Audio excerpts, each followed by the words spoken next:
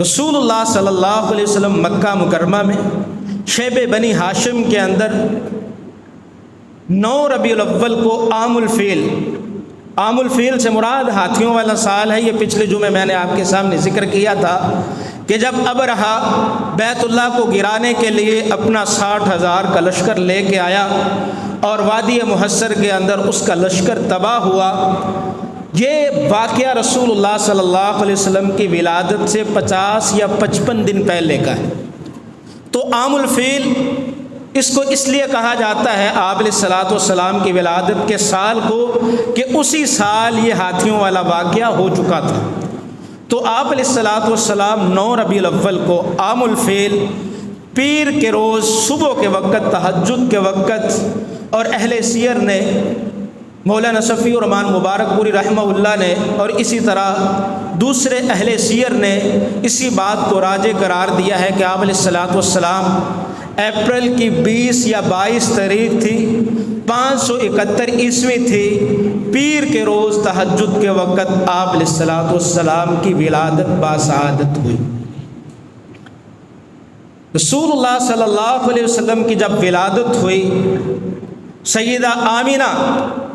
وہ فرماتی ہیں ابن سعد کی روایت کے مطابق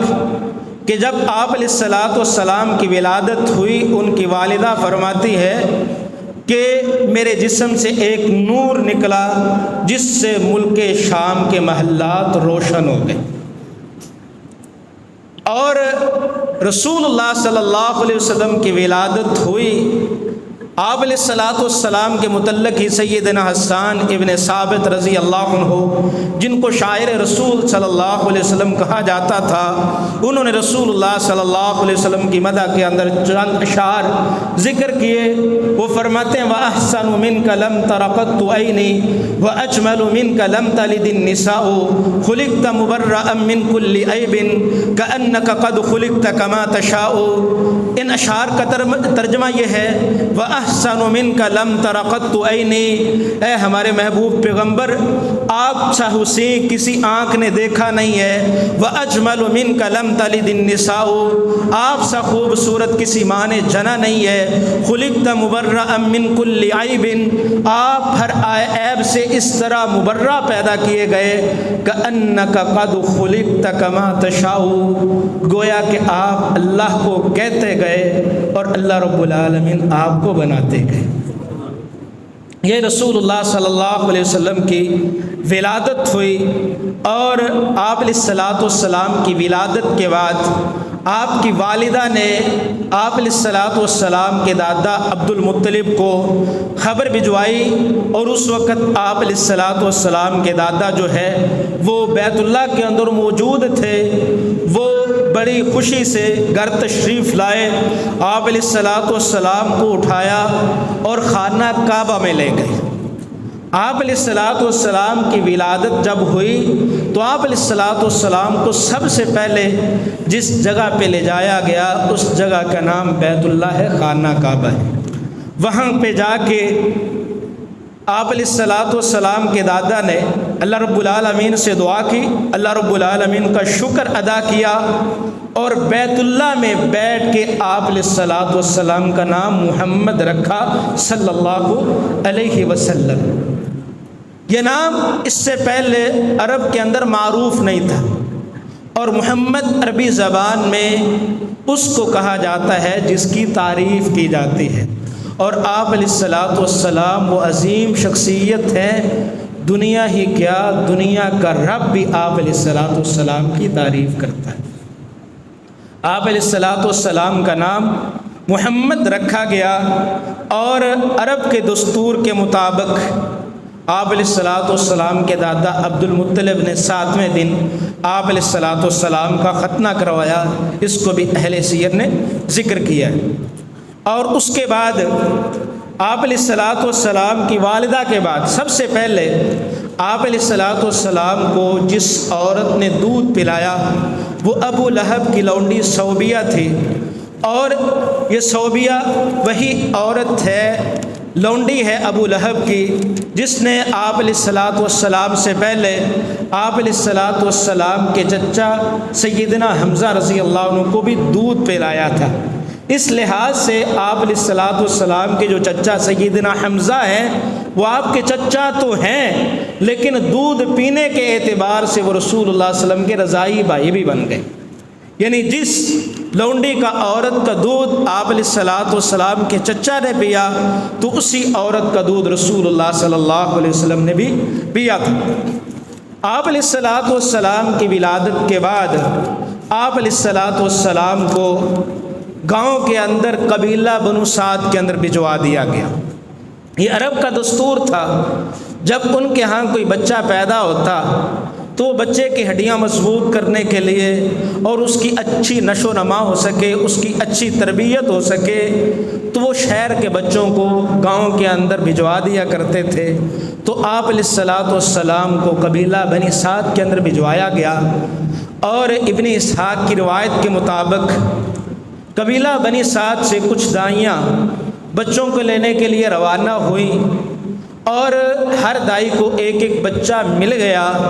اور رسول اللہ صلی اللہ علیہ وسلم کی خبر جب ان دائیوں کو ملی، یہ بھی آپ علیہ الصلوۃ والسلام کو لینے کے لیے آئی آپ علیہ الصلوۃ والسلام کے گھر،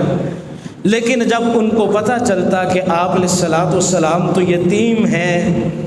وہ دائیاں آپ علیہ الصلوۃ والسلام کو یتیم سمجھ کے چھوڑ کے چلی جاتی۔ دائی حلیمہ وہ بھی آپ علیہ الصلوۃ والسلام کے پاس پہلے آئیں، لیکن جب آپ علیہ الصلوۃ والسلام کے بارے میں پتہ چلا کہ آپ علیہ الصلوۃ والسلام تو یتیم ہے، وہ بھی آپ علیہ الصلوۃ والسلام کو چھوڑ کے چلی گئیں۔ ابن اسحاق کے اندر روایت موجود ہے، اور یہ اماں جی حلیمہ ہی اس پورے واقعے کو بیان کرتی ہیں کہ جب تک آپ علیہ الصلوۃ والسلام ہمارے پاس نہیں آئے تھے، ہمارے قبیلے کے اندر یہ حالت تھی، قحط سالی تھی، ہر طرف جو ہے وہ خشکی تھی، کھانے کے لیے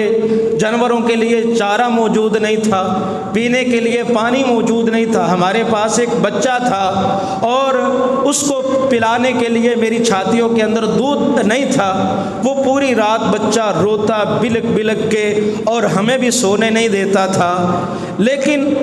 ہوا یہ کہ جب ہماری واپسی کا وقت ہوا، تمام دائیوں کو ایک ایک بچہ مل گیا اور مجھے کوئی بچہ نہیں ملا تھا۔ میں نے اپنے خاوند سے کہا کہ ہم اس یتیم بچے کو ہی ساتھ لے جاتے ہیں، تو اس نے کہا ٹھیک ہے لے جائیں۔ تو یہ فرماتی ہے کہ جس گدی پہ ہم سوار ہو کے آئے تھے، یہ گدی جو ہے سب سے لاچار تھی، لاگر تھی، اور چلنے میں قبیلے سے قافلے سے پیچھے رہ جاتی تھی۔ جب ہم آ رہے تھے تو قافلے والوں نے ہمیں ملامت کی کہ تمہاری وجہ سے قافلہ پیچھے رہ رہا ہے، تمہاری گدی تیز نہیں چل رہی۔ لیکن جب ہم نے رسول اللہ صلی اللہ علیہ وسلم کو لے کے اس گدی پہ بٹھایا، وہ گدی پورے قافلے سے آگے نکل گئی، اور وہ قافلے والے کہہ رہے تھے اے زہیب کی بیٹی تجھے کیا ہو گیا ہے، تمہاری یہ وہی گدی ہے جب ہم آ رہے تھے سب سے لاگر سب سے پیچھے تھی،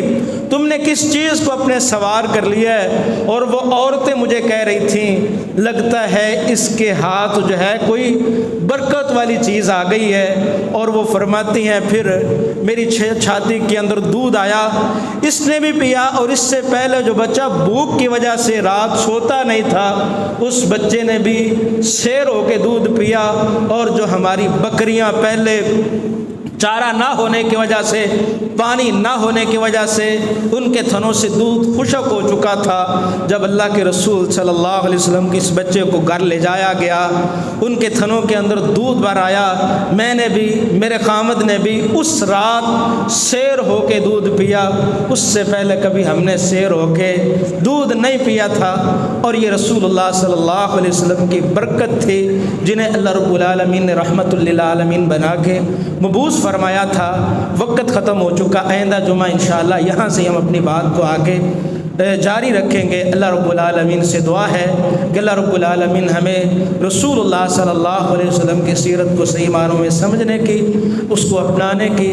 سیرت کو سمجھ کے اللہ ہم سب کو اس کے مطابق اللہ ہمیں عمل کرنے کی توفیق عطا فرمائے۔ وما علیہ الا البلاغ۔